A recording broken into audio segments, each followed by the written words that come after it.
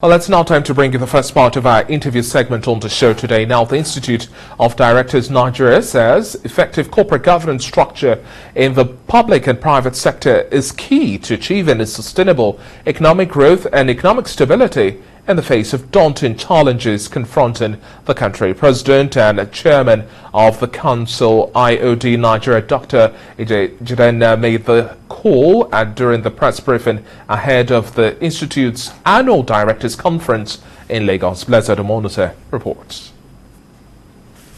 Effective corporate governance structure in both private and public sectors has been the focus of conversations in many professional fora, due to the critical role it plays in the overall success and sustainability of any business organization. These and other issues will be the focal point of discourse at the forthcoming annual Directors Conference of the Institute of Directors, slated to hold in Abuja later this month.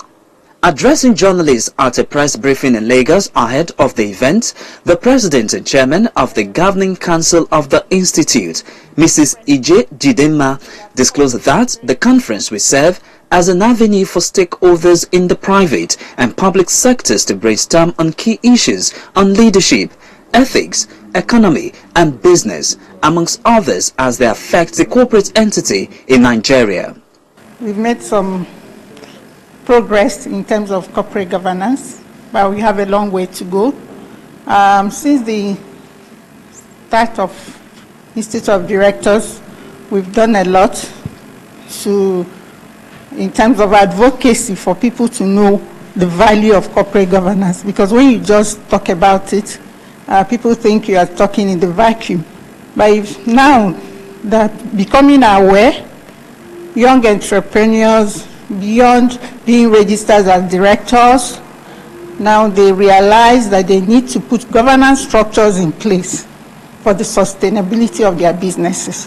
However, reiterates the reserve of the IOD in pursuing the cause of deepening sound corporate governance practice in both the private and public sectors of the Nigerian economy through its numerous advocacy tools and engagements with all stakeholders. We are trying to professionalize directorship, and then that is taking it a step further, so that you know that whoever you are pulling from our institute has what it takes in terms of knowledge, in terms of expertise, in terms of experience, and in terms of ethical standing. As industry experts and other professionals look forward to this meeting, it suffices to say that a good governance system and best practices in all sectors of the nation's economy should be encouraged, as this is imperative for growth and development of the country's institutions. Blessed Omonuse, TVC News, Lagos.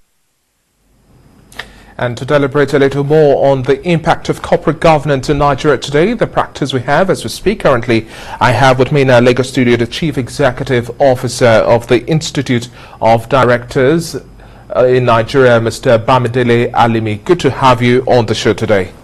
Thank you very much. It's now, good to be here. Exactly. Going by the reports, the gathering you have there, definitely corporate governance remains a critical building block in terms of organizational structure and performance. Yes, we are making some leaps and some bounds, but we still have challenges that persist. It's quite difficult to wean off certain bad practices, you would agree. Yes. Now, let's do an overview of the practice here in Nigeria and issues that mitigate the effectiveness of corporate governance in the business environment today. Looking at ownership, structure, corrupt practices. Let's have your thought. Using even the banking sector as an example, that's one of the key sectors which is redefining the great prospects you're looking for ahead of 2022. Yes. Thank you very much. You see, like the President said in that report, we've really come a long way compared to where we were before. And if you look at the way we've continued to restructure, especially in terms of our regulations, in terms of the way organizations are established, things have changed. We've just had a new law on, that is the KAMA, which has taken into cognizance the best practices world over in terms of establishment of organizations. And not just to establish the organization, but our organizations can be more effective in helping to move the economy forward. Before then, we were able to get, at the end of the day, a generally agreed code of corporate governance for Nigeria. We are one of the very few countries in Africa that has that in place. So we've really come a long way. Yes, you may say, how deep have we gone in now putting those things in practice? But when you look at the way our regulatory authorities, especially in the financial sector, and of course, let's say also in the some other sectors like maybe oil and gas, insurance, and a whole lot more. The way they've evolved in the last few years, maybe in the last 1 decade, you say, okay, they are now more efficient, they are more effective, because now a lot of attention is now focused on them. So they have no choice but to live up to expectations. And when you look at what has happened in the corporate world, maybe in the last 10 years, it's not been as bad as it was before. People are now more responsible. People now know that, look, you have more, the liability, it's more. And with organizations like IOD Nigeria that continues to improve the capacities of directors to understand the implications or the positions they are holding. Before now, you see a lot of people say, oh, I never knew the implications of what I was doing. I never knew it was important that I attended meetings. I never knew it was important that I read the papers that come before me. But now people know, because you could go to jail because a decision was taken in your absence, but because of the fact that it's a vicarious liability. But now we're telling them, we are telling people that, look, to be a director of a company requires you to be ethically upright, requires you to focus, requires you to know exactly what is going on within the organization, not just saying, oh, I do, or yes, all the time. So I think in the last few years, the consciousness and the belief in governance and in people looking at what it entails to run an organization, there has been quite a lot of improvement. I think both in the public and private sector, especially regulatory authorities, they are now more serious. There is a lot of cooperation between them, unlike before when everybody seems to be working in silos. So it made a lot of difference. Mr. Alimi, I would like us to use the case study of what happened within the banking sector this year now, in terms of corporate governance. I wouldn't want to mention names, but we know what played out. Yes. But, I mean, one thing you should also understand is the ability of the regulator to come in and wield the big stick when it was necessary. You know, before then, those kind of things don't happen. Things just continue to go on, and we start wondering, where is the regulator? But now, we had a regulator who was able to wield a big stick before anything went bad, or before it went worse. Are you getting my point? So, at the end of the day, we can all talk about it now. We can all smile about it now, because I think at a point, yes, maybe the right things were not done at some point. But somebody came in and said, no, you can't do this. You have to do this. And at the point of wielding that big stick, everybody now knew, okay, there is an authority somewhere that can come in and ensure you do the right thing. Exactly. Brought a fresh air of confidence. Exactly. Okay. Yeah. Now let's look at some school of thought. Now we have two school of thought here. Some believe that irrespective of how central the codes or the principle of corporate governance is, the practice in public institutions or organizations or agencies is totally different from what happens in the public sector, because we also know, going by how transparent we have our public institutions, the happenings within the public institutions, it's almost, we have this air of a nonchalant attitude, or there is nothing that can happen. Do your worst and we still go on with business. Let's look at the practice within the private sector and juxtapose that with the reality we have in governance and the government practice today. Yes, I think to a very large extent I agree with you. The tenet of good practice, it's not as deep as you want it to be in the public sector. What fuels this? Yes, I think basically there's so many things. I think one of it is actually the process of establishing those organizations. I know nobody is looking at those, but at the IOD we are looking at that. At the right time we'll come. But look, there are each of these public organizations, parastatals, government agencies, were established by particular laws of the Federal Republic. when you look at those laws, you may find out, or you will find out that there is some kind of discrepancy between the details of those laws and even KAMA. And don't forget, KAMA is also a law, it's also an act of the Nigerian government. So I think there is a need to check and see, how do you establish those organizations? For example, running the organization, how do you select the person that runs the organization? How do you select the board? Is it just by political leadings, or are people selected based on their competence? Because they said the fish rots from the head. So if you have a set of people running an organization and you cannot vouch for them, then you can be sure of what kind of organization you are going to have at the end of the day. So if you cannot have a leadership that will run things properly, the problem has started right from the top, and it's going to dovetail down even to the lowest, even to the gate man in that kind of organization. So what we're saying is this: I think we've come a long way from there. We have a code that is basically addressing the private sector, but I'm sure the Financial Reporting Council is also working on a code that will address the peculiarities of the public sector, because I mean there are some they have their own codes and things that the private of the public sector, and also to non-profit making organizations and some non-governmental organizations like churches and mosques and things, because governance pervades the entire gamut of the economy. So you can't just restrict it only to the public sector or to the private sector. There must be a complete addressing of an encompassing exactly. It must completely address governance, or you must complete governance at all levels and in all sectors.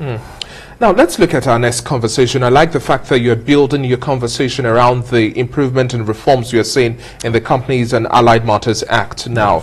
In terms of looking for reforms now within the area of developing stronger legal framework, especially for those who just have this knack for ignoring codes, how do we build compliance? I think because these are very slippery eels. Yes, you are very right. Even the code says apply and explain. But be that as it may, I think one thing we need to do is to ensure that we apply those rules, and where people fall short, the necessary sanctions. Some of these erring parties are the biggest fishes we have in our business community today. True, but the truth is, there must be no, when it comes to the application of good corporate governance or the sanctions, that there must be no sacred cows. And unless you have that in place, we'll continue to have people, we will continue to have this impunity, people thinking they're above the law. So there must be, one, the regulatory agencies must be up to task to apply the rule no matter whose horse is God. That is very important. And then there must not be, it must not be a law for the small fries and then the big ones get away. No, it must be a law that can take care of everybody, no matter what your size, no matter what you do, no matter who you are.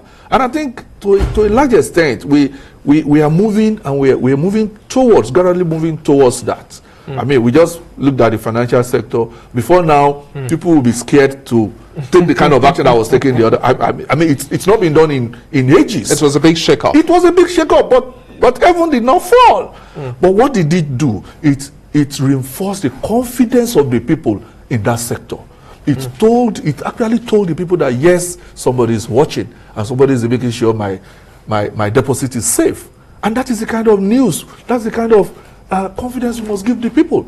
So even beyond the public sector, I own a share in a company. I want to be sure that my investment is safe. Transparency. Exactly. The organization, the people that are running the organization on my behalf as a shareholder are doing well and are doing it according to the tenet of the law and are keeping on the right side of the law.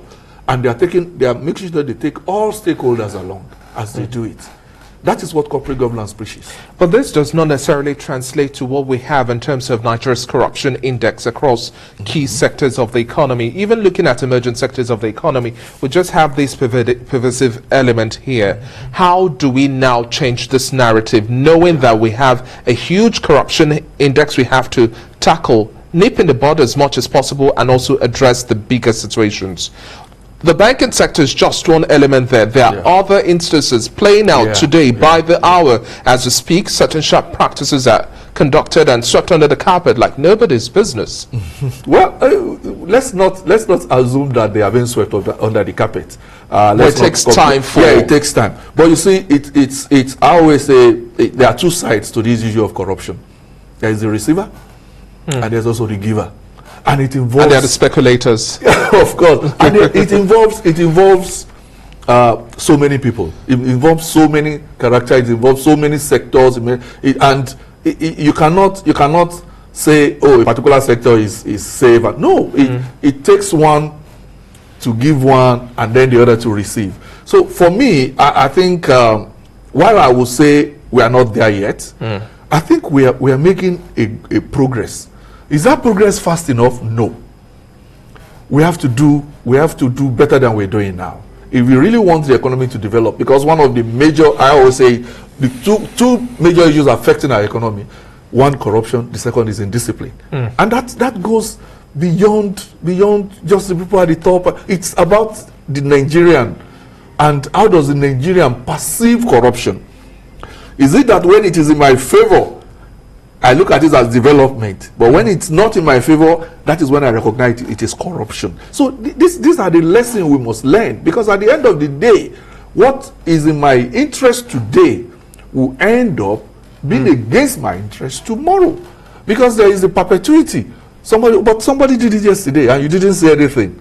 So we must put in place something that ensures that, especially I keep saying talking about regulators, because they are the enforcers. And I'm not just talking about regulators in terms of regulating the industry. What about the agencies of government? Police, customs, immigration. At their own point, they also have a part to play in all this. Because at the end of the day, it all comes back to the middle.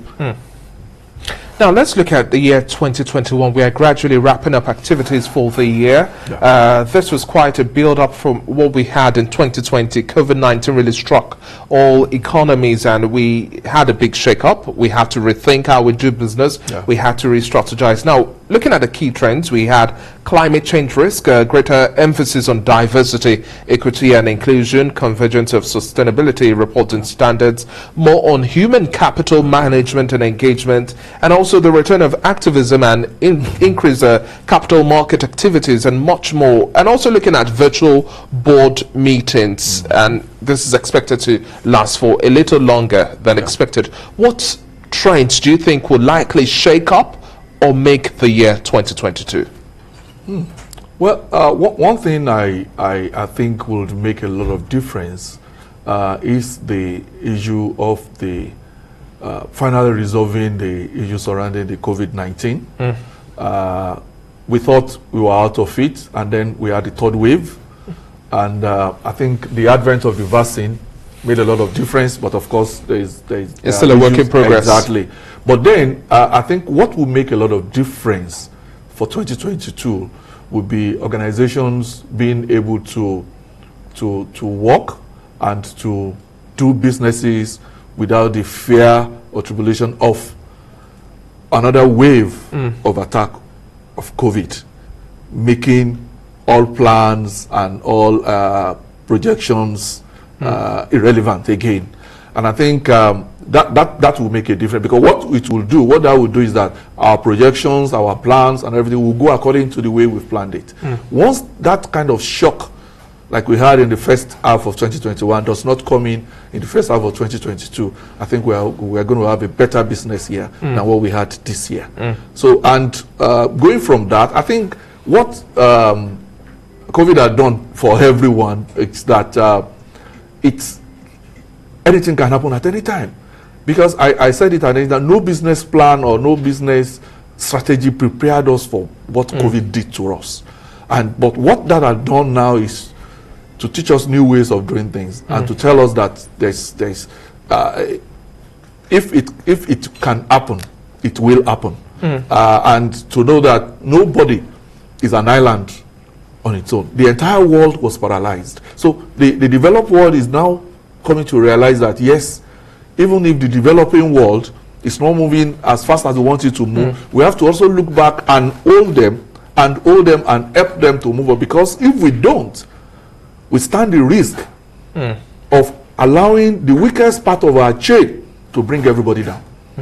So I think that would make a lot of difference. And talking about different and then the likely mistakes we might make now, 2019, we all went into the year 2020 thinking it was business as usual. Yeah. The COVID-19 came as a big, major curveball, a lesson plan for us all. But at the end of the day, some also say that Nigeria is already taking this sentiment of we are gradually getting over the storm.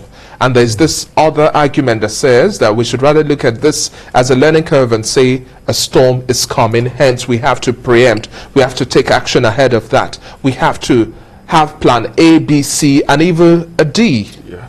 Do you share in this sentiment where we should always have at the back of our mind the storm is coming? I do. I mean, in the private sector, organizations have reviewed their backup plans, they've reviewed their risk management structure, they've reviewed so much. Just because of what COVID did. Anything can happen. Anything can happen. So that gives some. But you see, the truth of the matter is that in 2022 for Nigeria has its own peculiarity. Don't forget, we are going to elections in 2023. And we all know how that cycle is. By the middle of 2022, almost everything stops. And the only thing we talk about and the atmosphere gets a little tenser. Gets a little tenser. So I think for us, for Nigeria in 2022, we need to look beyond, we need to now look inwards, look beyond the global economic and now contextualize our own system and our own peculiarities and look at, okay, how do we ensure that electioneering and politicking does not affect the economy? Because we've had this over the year. It has been a perpetual thing. It has happened that way almost, in fact, as we speak now, it's already affecting the way we think and what we do. How do we get out of that continuous system of, every second, 2 years to the election or a year to the election, everything stops, and the next thing we do is just politics. Because the public sector still has a lot of influence on what happens in Nigeria. And once the public sector is at a standstill, it has an adverse effect on the economy. So if we are going to come out of the doldrum that COVID-19 has put us, 2022 cannot be like what we had in when was the last election? 2019 cannot be like what we had in 2018. It cannot be. It must be a year of dynamism. It must be a year of addressing key structural issues, key economic issues from both the private and the public sectors of the economy.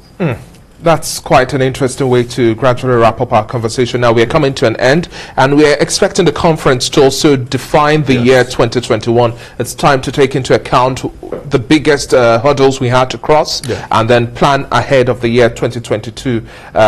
In terms of having a stronger corporate governance integration and practice in Nigeria, how do you see this conference redefining the narrative? Yes, what we are doing now is, just like you pointed out some few minutes ago, is that we're looking at the multi-sectoral aspect of it, and we're also looking at the multi-generational aspect of it. Sectoral in the sense that we're looking at how do you get the two sectors, the private and the public sectors, to work together in deepening corporate governance.